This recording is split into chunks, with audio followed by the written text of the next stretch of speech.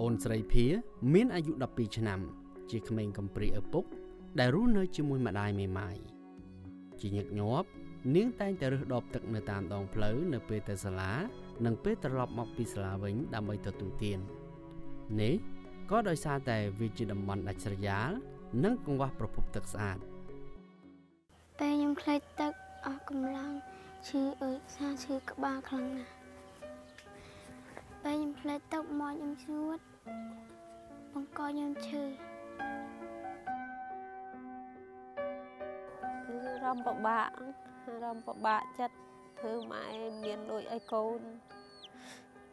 គេចៅគេសិតតែព្រឹក10 បាតកូនខ្ញុំឡើង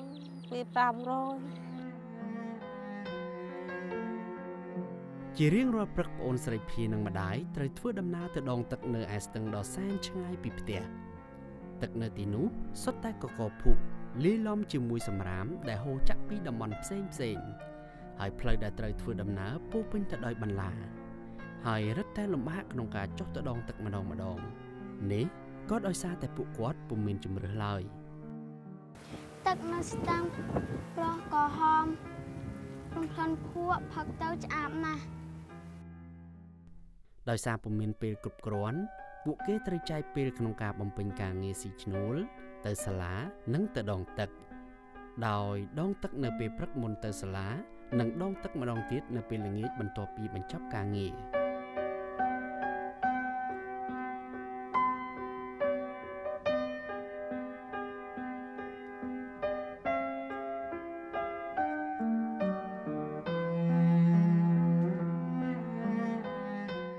នៅពេលមួយប្អូនស្រីភាត្រឡប់ពីសាលាមកផ្ទះវិញនាងស្រែកទឹកយ៉ាងខ្លាំងដោយទ្រាំមិនបាននាងក៏សម្រេចចិត្តចុះផឹកទឹកប្រឡាយនៅតាមដងផ្លូវបើទោះបីជានាងឃើញមានសត្វល្អិតតូចនៅក្នុងទឹកនោះក៏ដោយមិនយូរប៉ុន្មានភាក៏ចុកពោះនិងរាករូសយ៉ាងខ្លាំង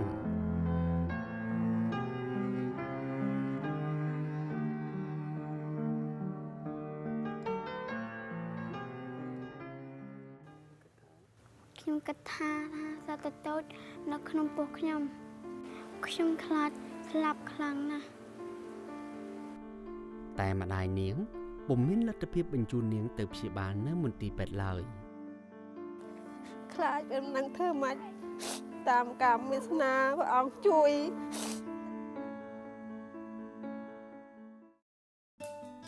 ដំណឹងនេះបានឮដល់អង្គការ CBN កម្ពុជាហើយអង្គការនេះក៏បានជីកអណ្ដូងសម្រាប់ភានិងម្ដាយនៅជាប់នឹងផ្ទះរបស់ពួកគេ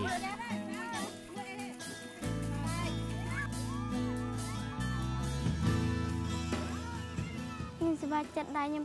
ដែលផឹកទឹកអណ្ដូង CBN នេះក៏ជាលើកទី1ដែលភានិងគ្រួសាររួមជាមួយអ្នកភូមិរបស់គេទទួលបានទឹកស្អាតសម្រាប់ទទួលទាននិងប្រើប្រាស់ទៅតាមតម្រូវការរបស់ពួកគេដោយចិត្តរីករាយជាទីបំផុតខ្ញុំសប្បាយចិត្តណាស់អង្គការ CBN បានជួយជីកអណ្ដូងទឹកស្អាតដល់ក្រុមគ្រួសារខ្ញុំសប្បាយចិត្តណាស់លើសពីនេះអង្គការ CBN កម្ពុជាក៏បានផ្ដល់ឲ្យពួកគេ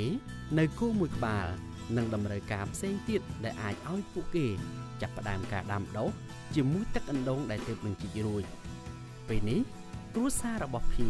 អាចបង្កើនចំណូលពីផលដំណាំដែលនៅជុំវិញផ្ទះផងដែរ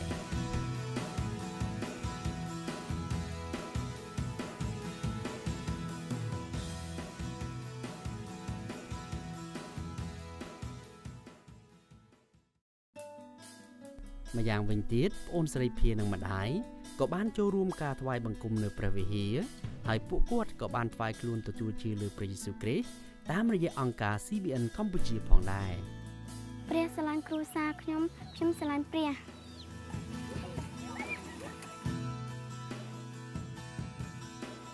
អរគុណអង្គការ CBN បានជួយគ្រួសារខ្ញុំ CBN មិនអាចឲ្យខ្ញុំភ្លេចបានឡើយ